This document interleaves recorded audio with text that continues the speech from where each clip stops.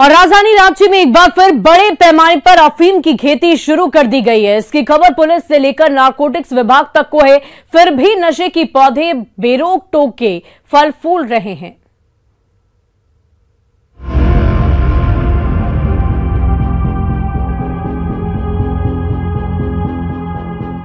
राजधानी रांची के ग्रामीण इलाकों में इन लहलहाते खेतों और चारों ओर फैली हरियाली में प्रकृति की सुंदरता दिखाई देती है। पर इस हरियाली की हकीकत कुछ और ही है। इन लहलहाते खेतों में नशे का कारोबार पनप रहा है।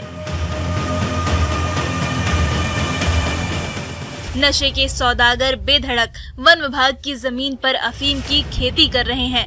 हैरानी की बात तो ये है कि पुलिस और नारकोटिक्स विभाग को इसकी पूरी जानकारी है, पर कार्रवाई के नाम पर सिर्फ नजर रखने की बात। ऑर्गेनिक फार्मिंग करेंगे तो सिर्फ आपकी ही सेहत ही नहीं बल्कि आपके पैसों की सेहत भी अच्छी रहेगी।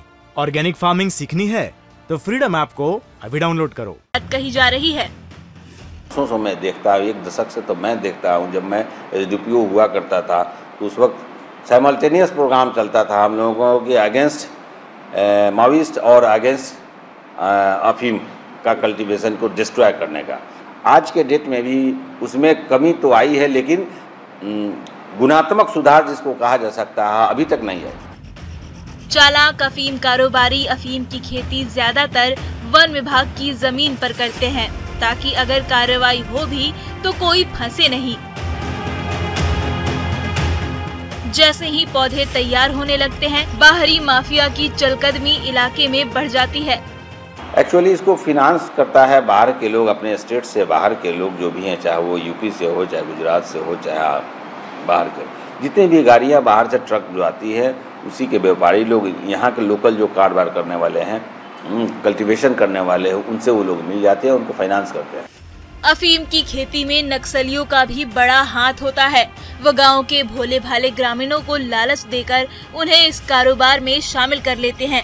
इन सारी बातों से प्रशासन का हर महकमा अच्छी तरीके से वाकिफ है, फिर भी कोई ठोस कदम नहीं उठाया जा रहा।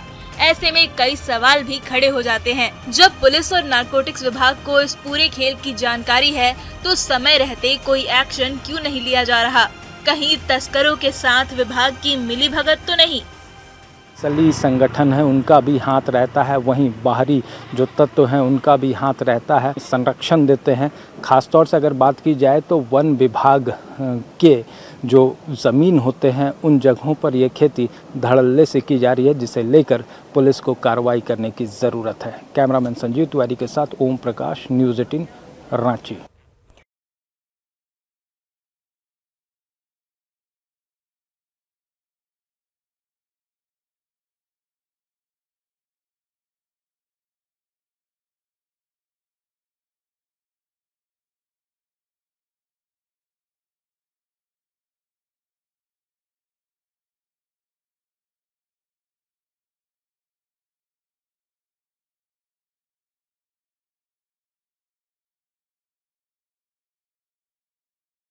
और राजधानी पटना में कंकड़बाग मेन रोड स्थित एक रेस्टोरेंट में गुरुवार की रात भीषण आग लग गई, जिसमें लाखों की संपत्ति का नुकसान हुआ है और इस दौरान वहां रखे 2 सिलेंडर भी ब्लास्ट कर गए। खास बात यह है कि कबाब महल की दाईं ओर स्थित जगदेवन प्लाजा अपार्टमेंट तक आग की लपटें पहुंच गई थी और 3-4 फ्लैटों की खिड़की और कपड़े जल गए। साथ ही बाईं ओर स्थित आदित्य विजन दुकान की बाहर लगी एसी को भी नुकसान पहुंचा है। हालांकि इसमें किसी के भी हताहत होने की खबर सामने नहीं है। घटना की जानकारी मिलने पर 8 दमकल की गाड़ियां पहुंची और आग पर 3 घंटे की मशक्कत के बाद काबू पाया जा सका। ये एक्सक्लूसिव तस्वीर आप देख पा रहे होंगे। रेस्टोरेंट में आग लगने से अफरा तफरी का माहौल हो गया।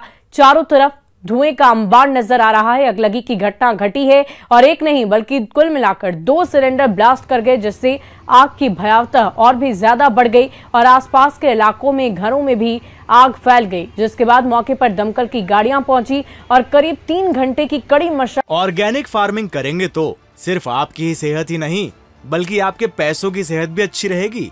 ऑर्गेनिक फार्मिंग सीखनी है तो फ्रीडम ऐप को अभी डाउनलोड करो। मशक्कत के बाद आग पर काबू पाया जा सका। बताया जा रहा है कि लाखों की संपत्ति का नुकसान हो चुका है। और अररिया में घर और दुकान में लगी आग से 2 दर्जन घर और दुकान जलकर राख हो गए। लाखों की संपत्ति का नुकसान हुआ। धान की फसल भी जलकर राख हो गई है। बैरगाछी के रामपुर मोहनपुर गांव की ये पूरी घटना बताई जा रही। आग किस वजह से लगी, इस बात का खुलासा अब तक नहीं हो पाया है। आग पर काबू पा लिया गया है। ये तस्वीरें हम आपको दिखा रहे हैं। धान की फसल भी जलकर राख हो गई है। बैरगाछी के रामपुर मोहनपुर गांव की ये पूरी घटना बताई जा रही है। आग की भयावहता आप इस तस्वीरों को देखकर अंदाजा लगा सकते हैं कि आग कितनी भयावह थी। लगातार कोशिश चलती रही और कड़ी मशक्कत के बाद यह आग पर काबू पाया जा सका है। 2 दर्जन घर और दुकान जलकर राख हो गए। लाखों की संपत्ति का नुकसान हुआ।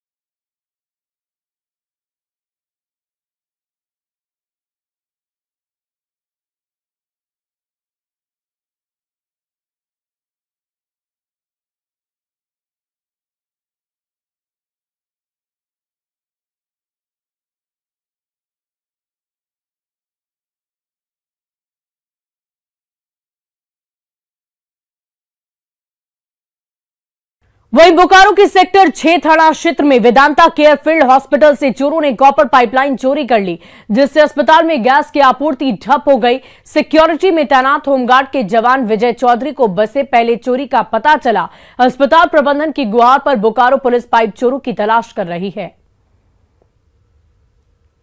सर ये ऑक्सीजन प्लांट से लेकर जो कॉपर वाला जितना था वहाँ से पूरा साइड पर नीचे 4 गो रूम है और ऊपर में 1 रूम है और उसके बाद पूरा बरांडा जितना भी है वो टोटल कॉपर काट लिया गया। मेरा ड्यूटी ए शिफ्ट में था 6 बजे से 2 बजे तक। जब हम कल सवेरे आए तब देखे खिड़की पीछे से टूटा हुआ है, तो हम साहब को फोन किए, अपना कंट्रोल रूम में फोन किए, प्रेम शंकर सर को फोन किए, सब आदमी आए, थाना सूचित किए। और परिवहन सचिव के निर्देश पर कल पूरे झारखंड में दूसरे ऑर्गेनिक फार्मिंग करेंगे तो सिर्फ आपकी ही सेहत ही नहीं बल्कि आपके पैसों की सेहत भी अच्छी रहेगी। ऑर्गेनिक फार्मिंग सीखनी है तो फ्रीडम ऐप को अभी डाउनलोड करो। प्रदेशों में जाने वाली बसों की जांच की गई। बोकारो में डीटीओ ने बोकारो बस स्टैंड पहुंचकर कोलकाता और बिहार जाने वाली बसों की कागजात की जांच की और इस दौरान टैक्स, फिटनेस परमिट सहित दूसरे कागजातों की जांच की गई। बोकारो बस स्टैंड में 26 बसों की जांच में 9 बसों को जब्त कर लिया गया है। जिला परिवहन पदाधिकारी ने बस संचालकों को सभी कागजातों की जांच कराकर जुर्माना भरवाने की बात कही है। उन्होंने कहा कि 1 हफ्ते के अंदर अगर कागजातों की जांच कराने बस मालिक नहीं पहुंचते हैं तो उन सभी बसों को ब्लैक लिस्टेड कर दिया जाएगा। में और हम लोग बस का जो भी डॉक्यूमेंटेशन है, टैक्स है, फिटनेस है, परमिट है, पोल्यूशन है, रूट है और अदर स्टेट की जो बसें चलती है वो सब का हम लोग अभी चेक किए हैं। 26 बसों का हम लोगों ने चेकिंग किया, जिसमें 9 बस का हम लोगों ने सीजर काटा है, जो मोटर वाहन अधिनियम टैक्सेशन एक्ट के तहत उल्लंघन में उन लोगों का सीजर काट के दिया गया है। अब अपना वो कागजात दिखाएंगे और चालान कटाएंगे, अन्यथा उन गाड़ियों को 1 हफ्ते के बाद ब्लैक लिस्टेड कर दिया जाएगा।